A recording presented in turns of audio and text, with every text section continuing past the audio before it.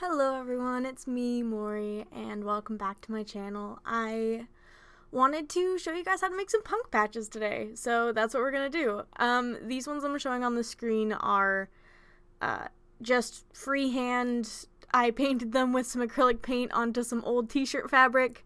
Really cheap, really easy to do. But this tutorial is for people that the freehanding might be a little bit intimidating, or you want something that you can't freehand. And so we're going to be taking these and scooching them, and we're gonna start making a stencil. Now, how we're gonna make this stencil is we're gonna find a picture of something that we want. I'm gonna do a skull hand because I kind of want to put them on the butt of my crust pants.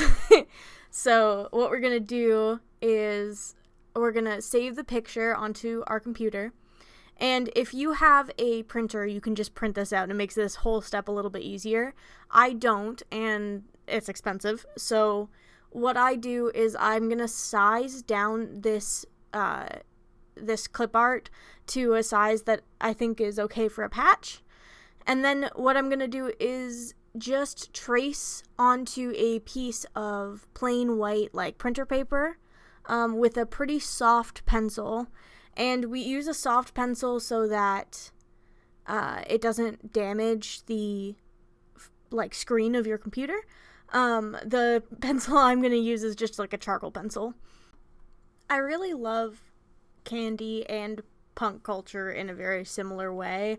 And I think that's why I wanted to make this tutorial, because I kind of want to open up my channel to being about making crap that you can express yourself with, that you can express your political views with, that you can just make friends on accident by wearing, without it being something that's like super expensive.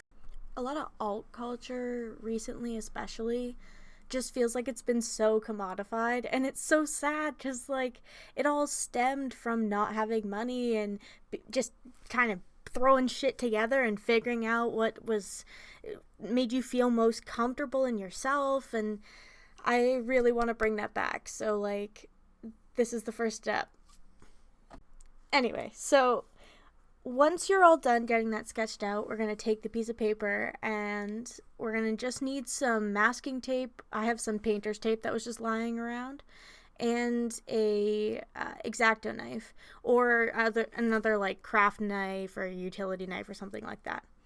What we're going to do is line the design with the tape on both sides of the paper, and that's just going to work as a way to like strengthen your stencil, so you can actually like cut through it and it'll stay for a long time. Like you can actually just reuse the stencil after this, and it's pretty quick and easy. I'm just gonna put this on both sides and then cut out the actual hand shape, so that I can have it be a little bit more manageable when I start to use the X-Acto knife to cut out the pattern. So this step's pretty self-explanatory. You're just going to follow all the lines that you've drawn with your X-Acto knife until you get a stencil. I'm not going to really show you this whole part because I feel like that would be kind of boring to just sit and watch. But this is what it looked like when it was all done. I think it turned out really, really, really sick, to be honest. I absolutely love it.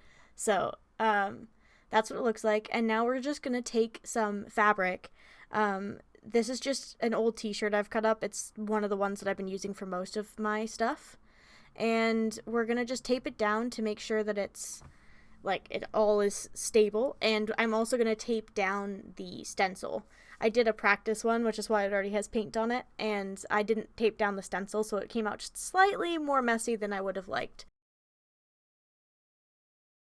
So you can use either fabric paint or acrylic paint for this. I use acrylic paint just because that's what I have at my disposal right now. The only thing with acrylic paint is sometimes you'll have to go back and touch it up after a little while of it being on a jacket or on some pants or whatever. You're going to want to use a pretty big paintbrush or a sponge, and you can just go over it a couple of times, especially if you've taped down the stencil. You don't have to worry about it moving around. And yeah.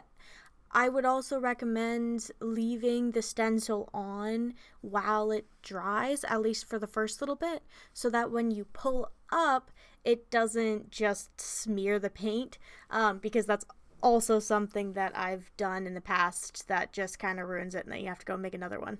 Alright, now for the moment of truth, we're just going to peel this off. And I didn't quite wait until it was dried all the way, so it got a little messy up at the top, but that's totally fine.